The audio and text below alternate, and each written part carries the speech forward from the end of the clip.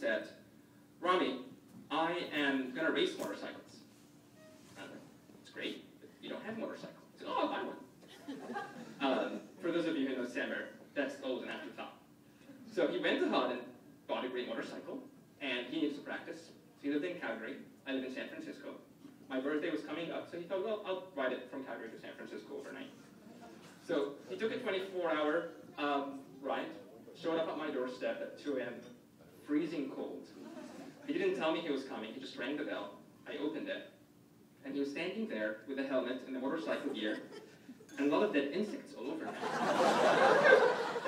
And I didn't understand what that was at first. Because, apparently when you drive your motorcycle for $2,500, 2,500 kilometers, you hit a few insects along the way. And I told him, when did you leave? And he said, well, I left I wanted to do it in 24-hour straight shift. But then I was in the middle of Oregon, like 15 hours into it, and then this cop stopped me. And he said, where are you going, son?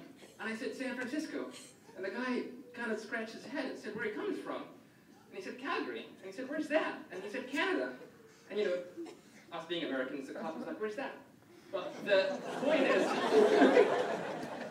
he literally, the cop told him, look, son, unless you go to that motel down the street, I'm taking you to jail.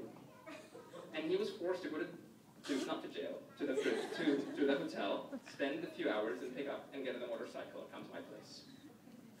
And when I asked him why, he said it had to do with last-minute tickets being expensive. Now, the repair work we did to the motorcycle that weekend was north of $4,000. But that's a subtle issue. What really matters, though, is a few weeks later, Samer was on his motorbike racing, and it was his first race. And he did such a great job. He kept racing, and he was going on in circles and circles, and he was very confident. And at one point, he was going really fast. He overshot it a little bit, so he crashed into the grass. And the commentator freaked out. Samer just went straight into the grass, fell from the bike, rolled a few rolls, the bike rolled a couple of rolls, and the commentator was like, oh my God, Samer is down, he's down.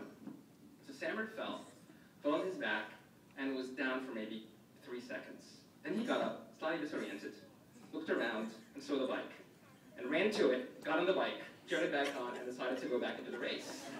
And the commentator was like, just couldn't believe it. He was like, oh my God, he's going back, Samer's going back, Samer's the hammer, Samer's the hammer. And from that point on, Samer the Hammer was born as sort of a 21st Egyptian version of Evel Knievel 2.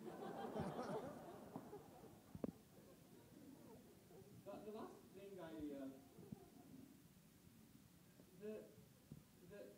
what's really wonderful though is to see you guys take adventures together.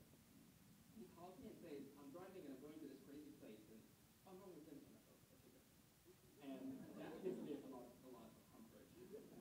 And I know you have been adventuring together, playing squash together, doing many adventures together, and that's wonderful and comforting. But the last thing you've got in about Samer is, at the end of the day, he's a teacher. He loves to teach, and he loves to learn. And it's no surprise that many of the people here today are either his teachers or his students. And Samer loved teaching so much that he would often teach things he doesn't quite understand. When we were really young, he was studying engineering, but we had friends who were accountants, and they didn't understand, they didn't go to school, so they would drop by and Samer would read the book and explain it to them because he was that good of a teacher. And it's also through his teaching skills that he ended up being a student. And impressed you with his prose of financial analysis. I didn't think that was legal, but anyway. It is. But the real problem is that Samer's passion for teaching extends well beyond just academics. Every once in a while, he will want to teach you a great sport he just played, or a great adventure he wants to teach you along. I have 2 head injuries, a broken tooth, and 2 arm injuries, all from lessons that Samer wanted to give when we were kids growing up. And Samer will always push you to do things you don't want to do, and to go places you don't want to go. And you end up going with him, and then you look back and you never regret it. And you always enjoy it, and you're always happy that you've been there.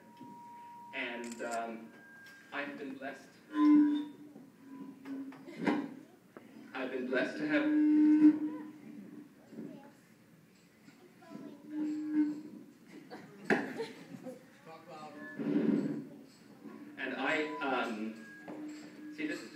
intervention, because this part was supposed to be... this was the only time I was going to say something nice.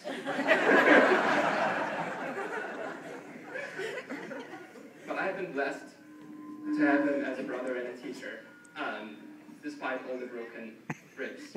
And so my advice to you is just wear body armor. Wear a helmet. Go on for the ride.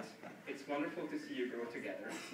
And if everyone would hold his glass of wine and rate it with me, and or your beer, or Coke, you'll always grow, adventure together, and learn from one another.